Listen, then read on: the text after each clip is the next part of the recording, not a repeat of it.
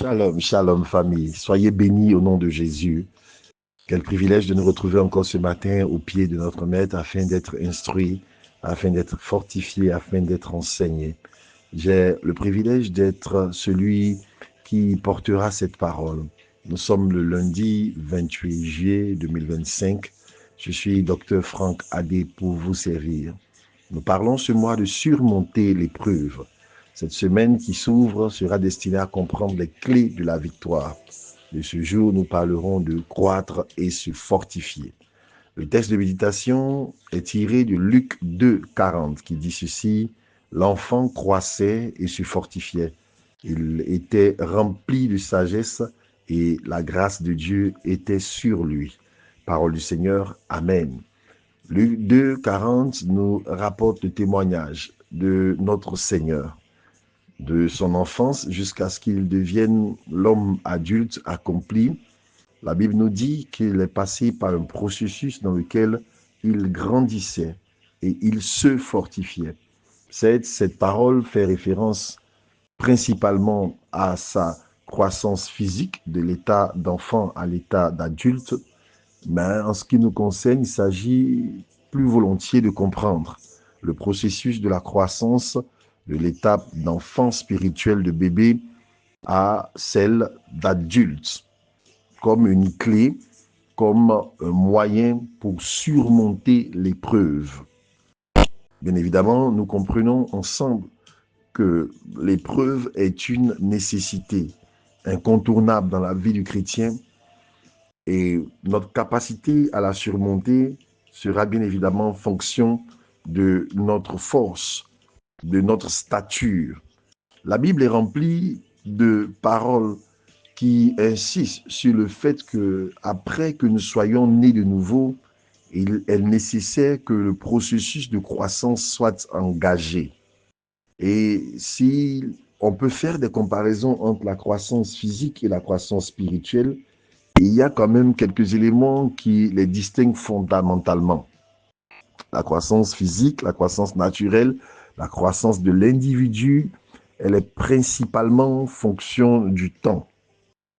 Lorsque vous avez 1 mois, 2 semaines, 3 semaines, 4 semaines, 5, 3 mois, 6 mois, 1 an, en fonction donc de l'écoulement du temps, l'enfant va suivre un certain processus de développement. Cela est en partie lié à ce qu'il va manger, il y a des facteurs génétiques, mais en réalité, la croissance naturelle, elle est surtout facteur du temps. La croissance spirituelle, en revanche, elle n'est pas facteur du temps principalement.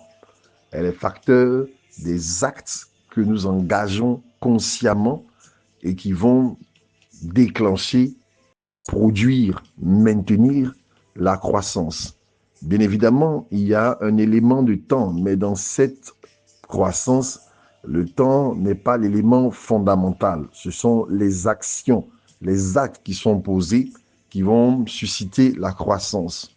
La croissance peut se définir comme le développement, comme le fait de prendre de la taille, du volume, de prendre de l'importance pour un être, pour une personne, pour un projet.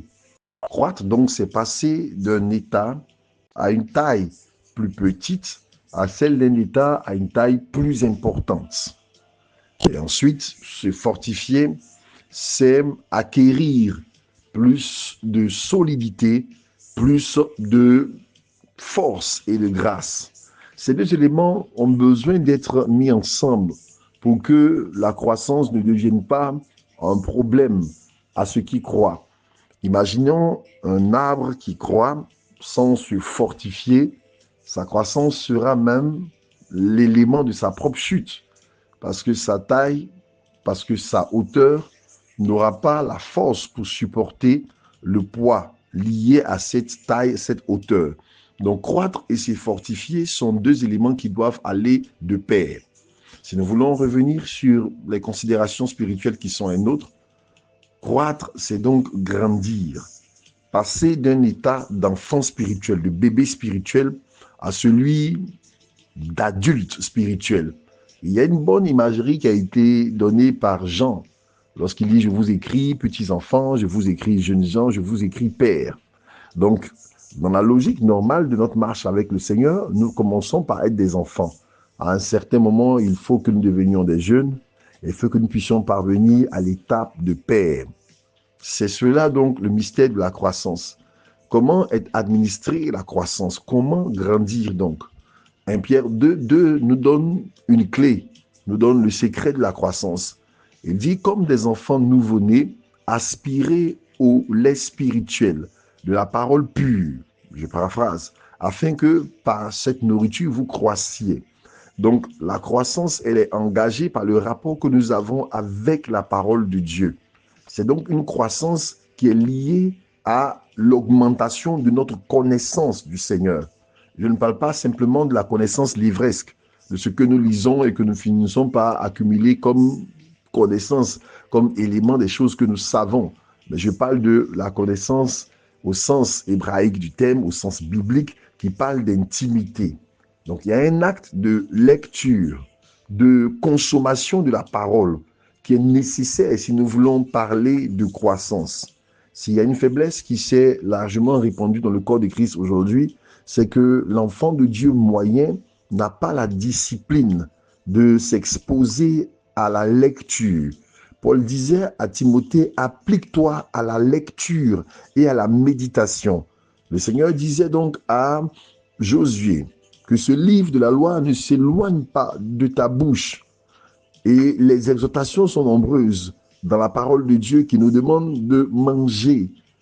Il dit, l'homme ne vivra pas de pain seulement, mais de toute parole qui sort de la bouche. Donc, les éléments de notre vie sont liés à notre rapport à la parole. Si nous voulons donc croître de façon saine, il est important que nous découvrions ou que nous redécouvrions la discipline de nous astreindre à la lecture, à la méditation, à la consommation de la parole dans notre régime personnel. Donc la croissance, elle est liée à la connaissance. Nous croissons à la mesure de ce que nous découvrons de notre Seigneur, à la mesure de la connaissance que nous avons de lui. Et ensuite, nous nous fortifions, ou dans le même ordre d'idée, si je puis m'exprimer, nous nous fortifions. La Bible dit, fortifiez-vous dans la grâce, fortifiez-vous dans la puissance. Donc, ces deux actes qui vont ensemble, la croissance est la conséquence de l'acte que nous posons en nous exposant délibérément à la lecture de la parole et de cet acte de disponibilité à lire, à méditer, se place donc une grâce ou un espace qui donne accès au Saint-Esprit, à la puissance de Dieu de nous fortifier. Donc nous devenons forts, plus nous connaissons le Seigneur. La Bible ne dit-elle pas dans le livre de Daniel que ceux qui connaîtront leur Dieu agiront avec fermeté. La force donc, c'est cette capacité à résister au vent, à résister aux tempêtes, à résister à l'épreuve, à résister à la difficulté. Donc, tandis que la croissance peut s'analyser comme un acte par lequel nous montons, la fortification, on peut la regarder comme un acte par lequel nous approfondissons les racines. Ces deux mouvements complémentaires, mais dans différentes directions qui assurent la solidité à l'arbre. La croissance nous fait monter, la fortification nous enracine contre les vents et contre les épreuves.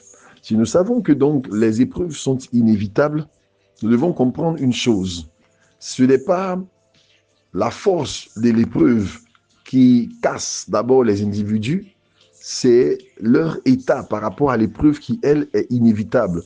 La Bible dit, si tu faiblis au jour de la détresse, c'est parce que ta force est mince. Le jour de la détresse, il est ce qu'il est. On ne peut rien faire pour faire en sorte qu'il soit moindre ou qu'il soit plus intense. En revanche, nous pouvons nous préparer nous-mêmes, de sorte à ce que de la croissance et de la force que nous aurons donc amassée, l'épreuve devienne quelque chose qui ne nous écrase pas, mais qui devienne quelque chose que nous pouvons supplanter par notre force.